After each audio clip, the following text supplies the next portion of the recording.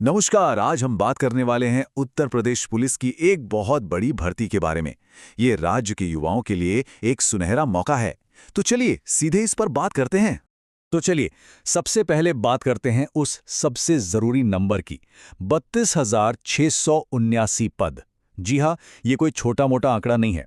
ये उन हजारों युवाओं के लिए एक ऐतिहासिक अवसर है जो पुलिस फोर्स में आकर समाज की सेवा करने का सपना देखते हैं। देखिए, उत्तर प्रदेश पुलिस भर्ती और प्रोन्नति बोर्ड ने उन सभी के लिए दरवाजे खोल दिए हैं जिनके अंदर वर्दी पहनकर देश की सेवा करने का जज्बा है। ये सिर्फ एक नौकरी नहीं है, ये सम्मान, जिम्मेदारी और गर्व का प्रतीक है। तो चलिए थोड़ा और समझते हैं इस बड़े मौके के बारे में और ये भी देखते हैं कि पहला कदम कैसे और कहां बढ़ाना है ताकि इस अवसर का पूरा फायदा उठाया जा सके। यहाँ पर जो इंटरेस्टिंग बात है वो ये है कि ये भर्ती सिर्फ कांस्टेबल तक ही सीमित नहीं है। इसमें पीएसी और एसएसएफ जैसी स्पेशल यूनिट्स भी हैं, जिससे अलग अलग फील्ड्स में स्पेशलाइज करने का मौका मिलता है।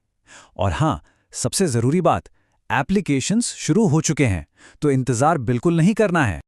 अच्छा, ये तारीख तो ज़रूर नोट कर लीजिए। 30 जनवरी 2026 ये अप्लाई करने की लास्ट डेट है।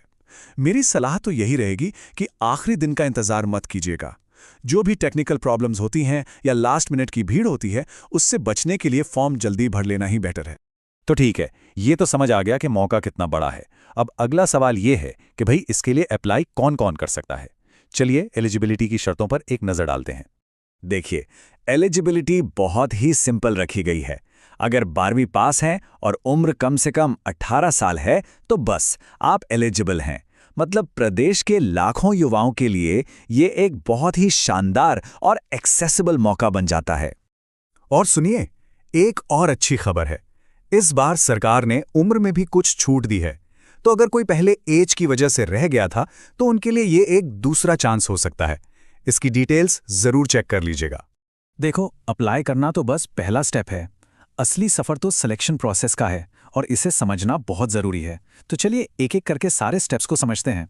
तो जैसा कि दिख रहा है, सिलेक्शन प्रोसेस के 5 साफ साफ स्टेजेस हैं। शुरुआत होती है रिटन एग्जाम से, जहां आपकी नॉलेज टेस्ट होगी, फिर डॉक्यूमेंट वेरिफिकेशन, उसके बाद फिजिकल और मेडिकल टेस्ट, और इन सब के बाद बनती है final merit list. Physical test को बस एक फॉर्मेलिटी मत समझिए। ये पक्का करने के लिए है कि आप नौकरी की फिजिकल डिमांड्स के लिए पूरी तरह से तैयार हैं। इसमें आपकी हाइट, चेस्ट मेजरमेंट और सबसे ज़रूरी आपकी स्टैमिना चेक करने के लिए एक रनिंग टेस्ट भी शामिल है। और ये बात बिल्कुल साफ है, रिटन एग्जाम में कितना भी अच्छा स्कोर क्यों ना हो, अगर फिजिकल फिटनेस नहीं है तो सिलेक्शन नहीं हो पाएगा। इसीलिए पढ़ाई और फिजिकल प्रैक्टिस दोनों में बैलेंस बनाना बहुत बहुत ज़रूरी है। तो इतनी सारी मेहनत के बाद, इन सारे स्टेजेस को पार करने के बाद सवाल तो उठता ही है कि एक पुलिस कांस्टेबल को सैलरी और बेनिफिट्स क्या मिलते हैं। चलिए अब इस पर बात करते हैं। तो सेलेक्ट होने पे जो स्टार्टिंग बेसिक सैलरी है वो है 21,700 रुपये हर महीने। ये एक बहुत सॉलिड स्टार्ट है जो पुलिस फोर्स में एक स्टेबल और रिस्पेक्टेबल करियर की फाउंडेशन रखती है। और हाँ, ये सिर्फ बेसिक सैलरी नहीं है। इसके ऊपर से महंगाई भत्ता, मकान का किराया और दूसरे सरकारी बेनिफिट्स भी मिलते हैं। मतलब कुल मिलाकर पैकेज काफ़ी अच्छा बन जाता है, जिससे फाइनेंशियल सिक्योरिटी भी मिलती है। तो हमने मौके की बात की, प्रोसेस समझा और बेनिफिट्स भी देख लिए। लेकिन सबसे बड़ा सवाल तो यही है कि इतने कंपटीशन में सक्सेस मिलेगी कैसे? देखिए, सफलता का जो सीक्रेट है ना, वो है कंसिस्टेंसी। रोज थोड़ी पढ़ाई और रोज फिजिकल प्रैक्टिस के लिए टाइम निकालना। बस यही डिसिप्लिन तैयारी आपको बाकी हजारों लोगों से आगे ले जाएगी।